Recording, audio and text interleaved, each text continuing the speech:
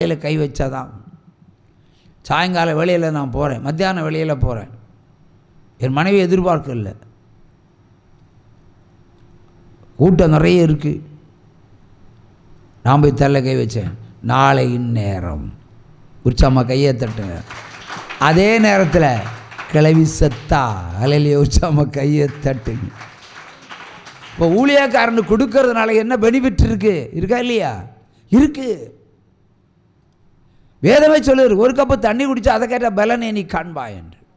அவர் எனக்கு சாப்பாடு போட்ட தாய்க்கு ஒரு மரணத்தையே பரிசுத்தம் பண்ணி அனுப்பிட்டார். உற்சவமாக கையை தட்டு. இல்லைன்னா எத்தனையோ மருத்துவமனை கைவிட்ட பொழுதும் மருத்துவமனை கைவிட்டது, இன்னும் நாளைக்கு செத்துருவான். அதான் ஊரே கூடிச்சு. வந்தவங்க எல்லாம் ஒரு வாரம் சாப்பிட்டுக்கிட்டு வீட்டை விட்டு போயிட்டாங்க. சொந்த மகனே போயிட்டான். நான் போனவனை திரும்ப வர வச்சிட்டாரு, மரணம் என்ற பேரில். உற்சவமாக கையை தட்டுங்க. அதான் தேவன். அல்லேலூயா. பசியோடு இருந்த எலியாவுக்கு சாரிபாத் விதவை ஒரு தோசை கொடுத்தா. அதை கேட்டு பிடுங்கி தான் வாங்கினார். ஒரு தோசை கொடுத்ததுக்கு நம்ம பண்ணிற தோசை அன்னைக்கு அடை.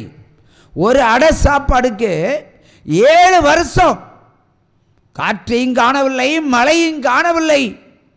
அவள் அப்ப கலசத்தில் மாவு குறைந்ததும் இல்லை, எண்ணெய் கலசத்தில் எண்ணெய் வற்றி போனதும் இல்லை. 7 வருஷம் வேலை செய்யாமல் சாப்பிட்டா பாருங்க. உற்சவ கையை தட்டலாம். ஒரு தோசை. ஆகவே ஊழியங்களுக்கும் ஊழியக்காரர்களுக்கும் கொடுப்பதை குறித்து பெருமைப்படுங்க, குறைபட்டு போகாது.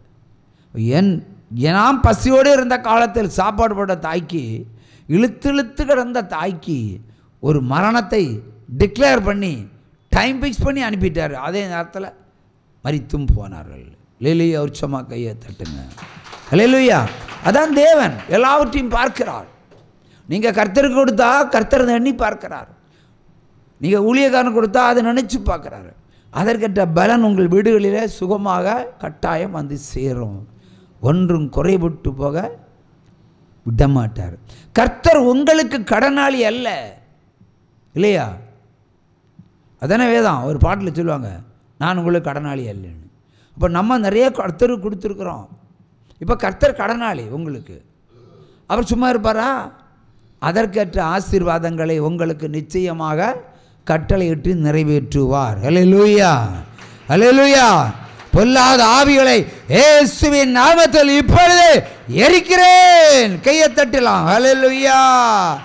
இன்று கண்ட எகிப்தியனை என்றுமே இனி காண்பதில்லை. இன்று கண்ட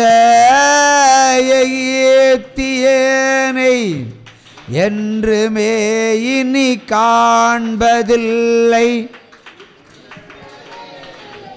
காக்கும் தெய்வம் உறங்கவில்லை, தூங்கவில்லை. காக்கும் தெய்வம் உறங்கவில்லை, தூங்கவில்லை. இன்று கண்ட எகிப்தியனை என்றுமே இனி காண்பதில்லை. அல்லேலூயா சொல்லுவான். ஆகவே நம்மை காக்கிற தேவன் இன்றைக்கும் உறங்காமல் தூங்காமல் இருக்கிறார். இந்த உறங்குதல் என்றால் என்ன? தூங்காமல் இருந்தால் என்ன? உறக்கம் தூக்கம் ரெண்டும் ஒன்றா ரெண்டா? You tell me. ஒன்றா ரெண்டா? யாருக்கு தூக்கம் வருது அவங்க மேலே கையை தூக்குங்க பார்ப்போம். அவங்கள்ட்ட கேட்போம், தூக்கம் வருது. அப்போ இஸ்ரவேலை காக்கிற தேவன் தூங்குவதும் இல்லை, உறங்குவதும் இல்லை. அப்படியானால் நீங்கள் ஏன் தூங்குகிறீர்கள்? தூக்கமாக வருது. இஸ்ரவேலை காக்கிற தேவன் ஏன் அவருக்கு தூக்கம் வரவில்லை, உறக்கவும் வரவில்லை? அவர் தூங்குனா நம்ம என்ன ஆகுது? அது ரைட்டு, அது ரைட்டு. அவர் தூங்கினால் நம்ம எல்லாம் என்ன ஆகுது? அது உண்மைதான். அவைதான் அவர் உங்களை காக்கிற தேவன் தூங்காமல் உறங்காமல் இருக்கிறாராம். தூக்கத்துக்கும் உறக்கத்துக்கும் வித்தியாசம்தான் கேட்டேன். சொல்லுங்கள் பிரதர், சொல்லுங்கள். தன்னாரம் வாயை பிளந்துட்டு ஆன்னு தூங்குறது இல்லையா? சின்ன அசைவுக்கும் முழிப்பு வந்துடும் இல்லையா? இப்போ தூங்குறேன்னு ஆள் தூக்கம்னு சொல்லுவாங்க இல்லையா? ஆள் தூக்கம், அதாவது உடல் உணர்வு எல்லாமே தூங்குறது ஆழ்ந்த தூக்கம். உறக்கம்னா சும்மா உறங்குவோம் இல்லையா? சின்ன கையை தட்டினாலும் உடனே வெளித்தழுங்குவோம். அப்போ நம்ம தேவன் ஆழ்ந்தும் உறங்கவில்லை, மெல்லிய தூக்கவும் இல்லை. அப்போ அவருக்கு பகல் தான். நம்ம எல்லாம் ராத்திரி தூங்குறோம் இல்லையா? எத்தனை சாத்தான் வந்து உள்ளே வந்து கொடி கட்டிட்டு போகலாமா இல்லையா? எத்தனை பேய்கள் இப்போ நீயும் சோப்பு நானும் சோப்புன்னு சொன்னதுக்கே மென்டல் ஆக்கி விட்டது இல்லையா? எத்தனை பேய்கள் உங்கள் வீடுகளுக்குள்ளே நுழைஞ்சு என்னெல்லாமோ பண்ணியிருக்கலாமே. நிறைய பேய்கள் இருக்கிறதல்லவா? ஒவ்வொரு பேயும் உள்ளே வந்து என்னெல்லாமோ பண்ணியிருக்கலாமே. உறக்கத்தில் மூச்சுத்திணறலை உருவாக்கலாம்,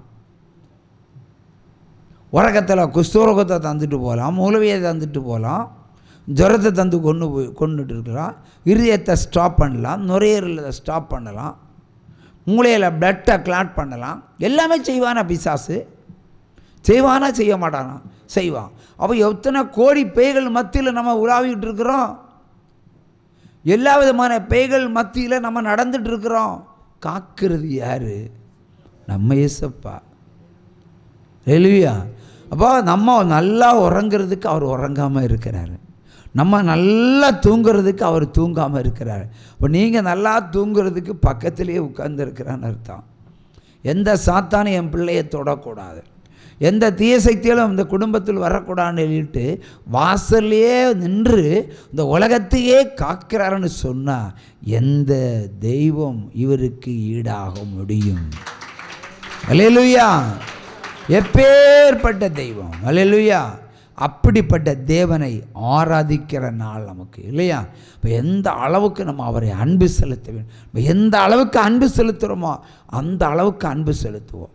இப்போ அவர் ஒரு முறை சொல்லுவார், நீ கொடு, அப்பொழுது அமைக்கி குலுக்கி சரியாக மடியில் போடுவேன்னு சொன்னார். சரி, இது காணிக்கைக்காக சொன்னாருன்னு வைத்து கொள்ளுவோம். நான் வேறு மாதிரி சொல்லுவேன், எந்த அளவுக்கு அன்பை எனக்கு கொடுக்குறாயோ அதை விட அதிகமான அன்பை நான் உனக்கு செலுத்துவேன் என்பதுதான் மெய்ப்பொருள். அல்லேலூயா. நீ எவ்வளோ நேசிக்கிறாயோ அதை விட அதிகமாக நான் உன்னை நேசிப்பேன். என்னை நேசித்து பாரு, உன் வாழ்க்கை ருசிக்கும். அல்லேலூயா. ஒரு சம கையை தட்டலாம். ஆகவே நம்மை காக்கிற தேவன் உறங்குவதும் இல்லை, தூங்குவதும் இல்லை. நம்ம நல்லா தூங்குறதுக்கு, பிள்ளை நல்லா தூங்குறதுக்கு தொட்டில் ஆட்டுவீங்க இல்லையா? தாய் தன் பிள்ளை தூங்கின பிறகு தான் தாய் தூங்குவாங்க. எந்த தாயும் அப்படி தான். தூங்கின பிறகு தான் பிள்ளை தூங்குச்சு, அப்போ நம்ம தூங்கலாம். அதே வேளை குழந்தைங்க காலில் கட்டுற கொலுசு சத்தம் கேட்டாலே போதும், சில தாய்க்கு டப்புன்னு உறக்கம் கலைஞ்சிரும். உடனே மறுபடியும் தாலாட்டு பாடி அந்த பிள்ளையை தூங்க வச்சுருவோம். அப்போது எப்படி விழித்திருக்கிறீங்க நீங்கள் பாருங்கள். உறங்கினாலும் அந்த பிள்ளை உறங்குவதற்காக நீங்கள் உங்கள் அயர்ந்த தூக்கத்தை கூட ஆண்டவர் தட்டி எழுப்பி உணர்வை தந்து பிள்ளையை காக்கும்படி, இல்லை பிள்ளையை மறுபடியும் தூங்க வைக்கும்படி நீங்கள் ஆயத்தப்படுறீங்க. அப்போ நம்ம தேவன் நம்மையும் அப்படித்தானே, அவருக்கு நாம் குழந்தைகள் தானே. இன்றைக்கு உயிரோடு இருக்கிறோம் என்று சொன்னால், இன்றைக்கு ஜீவனோட வாழுகிறோம் என்று சொன்னால், சில குறைகள் நம்மகிட்ட இருக்கலாம், ஆனாலும் உயிரோடு வாழ்கிறோம் என்று சொன்னால் அவர் வைத்த மேலான அன்பு, அந்த அன்பின் நிமித்தம் நாம் சுகமாய் தூங்குகிறோம். அல்லேலூயா, அல்லேலூயா. அப்படிப்பட்ட தேவனை ஆராதிப்பதில் நம்ம முதல் ஆளாக நிற்க வேண்டும். இவருக்கு ஒப்பான தெய்வம் இந்த உலகத்தில் கிடையவே கிடையாது, எங்கேயும் கிடையாது. அப்படிப்பட்ட தேவனை ஆராதிக்கிற நமக்கு பெரும் பாக்கியம் நமக்கு உண்டாகும், நிச்சயமாக உண்டாகும். சுகமும் சமாதானம் நமக்கு கிடைக்கும். என்ன பிரச்சனையோ அவர் சமூகத்தில் கொண்டு வாருங்க. அவர் என்ன சொல்ல, உன் வழக்கை என்னிடத்தில் கொண்டு வா, நான் விசாரிக்கிறேன். உன் காயத்தை நான் கட்டுகிறேன், உன் காயத்தை நான் கட்டுகிறேன் என்று சொல்லுகிறார். உன்னை குணமாக்குற தேவன், உன்னை கொளுத்த ஆட்டுக்கடாக்களைப் போல மாற்றுவேன் என்று சொல்லுகிற தேவன். எவ்வளோ பெரிய தேவன்! நமக்கு எப்படிப்பட்ட வாக்கு தத்தங்களை கொடுக்கிறாரு. இப்போ சங்கீதம் 12:6 ஒருவர் வாசிக்க கேட்போம்.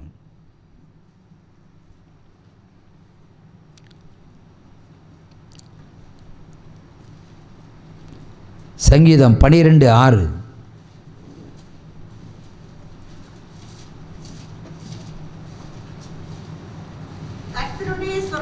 கர்த்தருடைய சொற்கள் மண் குகையில் 7 தரம் உருக்கி புடமிடப்பட்ட வெள்ளிக்கொப்பான சுட்ட சொற்களாக இருக்கிறது. சுத்த சொற்களாக இருக்கிறது.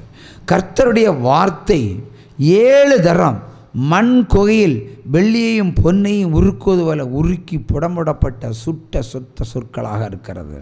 அப்படி தான் நம்மளை ஒரு வாக்குத்தத்தம் தராரு. உன்னை வாழ வைப்பேன், உனக்கு விடுதலை தருகிறேன், உன்னை உயர்த்துவேன், உன்னை ஆசீர்வதிப்பேன்னு சொன்னால் நீங்கள் நம்புங்க, கட்டாயம் அவருடைய ஆசீர்வாதம் உங்கள் மடியில் வந்து விழும்.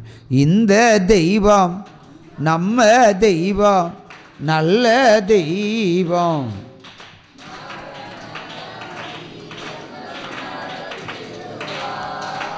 இந்த தெய்வம் நம்ம தெய்வம், நல்ல தெய்வம்.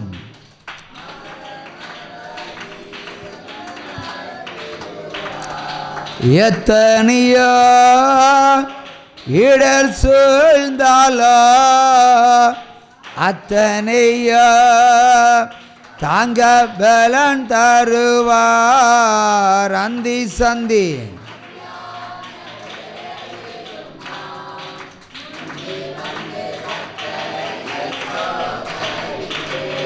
அல்லேலூயா அல்லேலூயா அல்லேலூயா அல்லேலூயா அல்லேலூயா அல்லேலூயா அல்லேலூயா அல்லேலூயா அல்லேலூயா அல்லேலூயா அல்லேலூயா அல்லேலூயா. சிலருக்கு தூக்கம் வரல, ஒரு பிரச்சனை இல்லையா? இப்போ இந்திராவுக்கு தூக்கம் வரல. ஆனால் தூக்கம் வராத வேளையில் நீங்கள் என்ன செய்வீங்க?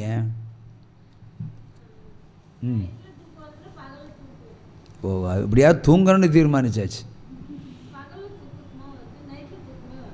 நைட்டில் தூக்கம் வரலன்னா என்ன செய்யணும், என்ன நினைக்கணும்? புரோட்டா போட்டு சாப்பிட வேண்டியது தானே. டீ சாப்பிட்டா புரோட்டா வேண்டாமா? கொஞ்ச நேரம் வேதம் வாசிப்பீங்க. பார்த்தீங்களா? தூக்கம் வரலன்னா புருஷன் பொம்மையா சண்டை போடுறதுக்கு? அவர் தூங்கிட்டு இருக்கிறவர் அவரை ஆண்டவர் அழகாக தூங்க வைக்கிறார்னு அர்த்தம். அப்போ அவர் பாவம் செய்யலை, நீங்கள் பாவம் செஞ்சீங்கன்னு அர்த்தம். அப்படி சொல்லக்கூடாதா? சரி இருக்கட்டும். இப்போ அவர் நல்லா தூங்குறவராக பொறாமப்பட்டு அவரை தட்டி எழுப்பி சண்டை போடுறது வேறு. அப்போ நீங்கள் என்ன பண்ணுவீங்க பிரதர்? அவரும் டீ போட்டு குடிப்பீங்களா? தூங்கிடுவீங்க. அதாவது தூக்கம் வரலன்னா என்ன அர்த்தம்? நல்லா ஜெபம் பண்ணுன்னு அர்த்தம். உங்களை தூக்கம் வராமல் தடுத்துருக்காருன்னா நீ அது தூக்கம் வரும் வரைக்கும் நல்ல ஜெபத்தில் இரு. ஐயோ, இப்போ நான் எவ்வளோ நேரம் தூங்குறேன்? 3 மணிக்கு மேலே ஜெபம் பண்ண வேண்டியதான். அதென்ன தூக்கம்? இல்லை புருஷனை கையை பிடிச்சி வாக்கிங் போங்க. சூப்பர். அவர் 2 மணி நேரம் வாக்கிங் போங்க. இல்லை 3 மணிக்கு மேலே தூங்கக்கூடாதான். தூக்கம் வரலன்னு ரொம்ப வருத்தம். தூங்கலைன்னா நீங்கள் ஜெபம் பண்ணுங்கன்னு அர்த்தம். அதுக்கு அர்த்தம் புரியுதா? சாத்தான் வீட்டில் வெளியே நிற்கிறான், உள்ளே வந்துடுவான், ஜெபம் பண்ணு, தூக்கத்தை கெடுத்து வச்சுருக்கிறார் ஆண்டவர். இயேசு கெப்சமன் தோட்டத்தில் அவர் ஜெபம் பண்ண போதினார், சிறிது நேரம் என்னோட தூங்காமல் இருங்கன்னு தான் சொன்னார். அப்போ உங்களுக்கு விழித்திருக்க வேண்டும் என்பது அடையாளம். ஒரு முறை தூங்குறதுக்கு ஒரு அடையாளம் சொல்லுகிறேன், சாட்சி சொல்லுகிறேன், மிகப்பெரிய சாட்சி. எல்லா நாளும் நாங்கள் விழித்திருந்தால் ஜெபம் பண்ணுவோம். விடிய விடிய எங்களுக்கு தூங்குறதே கிடையாது. அந்த காலத்தில் தூக்கமே கிடையாது. ஒரு முறை எனக்கு தோணுச்சு, அன்னைக்கு சிக்கன் எல்லாம் வாங்கி சாப்பிட்டோம். சாப்பிட்டுக்கிட்டு என்ன பண்ணோம், திருப்தியாக தூங்கணும்னு நினச்சேன். இன்னும் நீ ராத்திரி 12 மணி வரைக்கும் காத்திருக்க முடியாது. 9 மணிக்கு மண் தரையில் தான் படுப்போம். பெட்ஷீட்டை தூக்கி தலைக்கு மேலே போட்டுக்கிட்டு அழகாக தூக்கம் போட்டாச்சு. தூக்கம் வந்தது. சரியாக 12 மணி. ஒரு 10-20 போலீஸ் வேனில் போலீஸ்காரன் வந்து இறங்குற மாதிரி பயங்கரமாக சப்தம். நானும் யாருக்குமே கடனாளியாட்டு தான் செல்லுன்னு தப்பி வந்திருக்கேன். அப்போ கடனாளியை பிடிக்கிறதுக்கு போலீஸ் வந்ததோ நள்ளிரவு சொல்லிட்டு பயந்தும் திகிலும் கலக்கவுமாக வந்து விட்டது. கட்டுறதை சுற்றி எல்லாம் பேய்கள் எல்லாம் போலீஸ்காரெல்லாம் இங்கே உள்ளே வந்தாச்சு. சொப்பனத்தில் தூக்கத்தில் சரியாக டோரை திறந்து ஒரு இன்ஸ்பெக்டர் மாதிரி இருக்கிற ஒரு டிஎஸ்பி மாதிரி இருக்கிற ஒருவர் உள்ளே வர்றாரு. பட்டிகை கிட்ட வந்தாச்சு. அந்த சப்தத்தை கட்டதும் ஐயோ என்று அலறிக்கொண்டு நான் எழும்பி உட்கார்ந்திருக்கிறேன். ஆனால் ஐயோ என்று அலறின உடனே என் பொண்டாட்டியும் எனக்கு முன்னாடி சம்மணம் போட்டு உட்காந்துருக்கிறான். இப்போ 2 பேரும் உற்று பார்க்குறோம். அவ சப்தத்தை கேட்டு நான் எழும்பணுனோ என் சப்தத்தை கேட்டு அவ எழும்பணும்னு தெரியாது. ஆனால் என் மனைவியினுடைய முகத்தை பார்த்தால் சேலை இருக்கிறது, ஆனால் மீசை வைத்த முகம் இருக்கிறது. சேலை உடுத்திருக்கிறாள், மீசை வைத்திருக்கிற முகம் இருக்கிறது. கருப்பு நிறமாக இருக்கிறது. பற்கள் முல்லைப்பூ வரிசையில் இருக்கிறது. உதடு லிப்டிக் பூசப்பட்ட சிவந்த உதடாக தெரிகிறது. உற்று பார்க்கிறேன், மேலும் கீழும் பார்க்கிறேன். கீழே தாவணி இருக்கிறது, சாரி இருக்கிறது. என் பொண்டாட்டிய மூஞ்சியை காணோம். சாரி உடுத்த ஒரு ஆம்பளை உட்கார்ந்து இருக்கிறான். அப்போ நான் நினைக்கிறேன், அட உன் பேர் வெல்தாஸு, நீ செத்து போய் ரொம்ப நாளாச்சு, இப்போ என் முன்னாடி வந்து சம்மணம் கொட்டி உட்கார்ந்துருக்கிறியா? கையும் அப்படி கராத்த படித்த கை இல்லை, நாட்டு வேலையெல்லாம் தெரியும், அடி வேலை. கை அப்படி கிறக்கி அப்படி கையை எடுத்து ஓங்கி ஓங்கி உன் கன்னத்தில் ஓங்கி அட்டி அது எழும்பி நிற்கிது பனைமரம் மாதிரி. ஏயா நீயே ஒரு குள்ளமான உருவம், இப்போ ஏன்டா உயரமாக நிற்கிற? இன்னும் பார்த்தா வலது பக்கத்தில் கர்த்தர் நிற்கிறார், சாத்தாய்.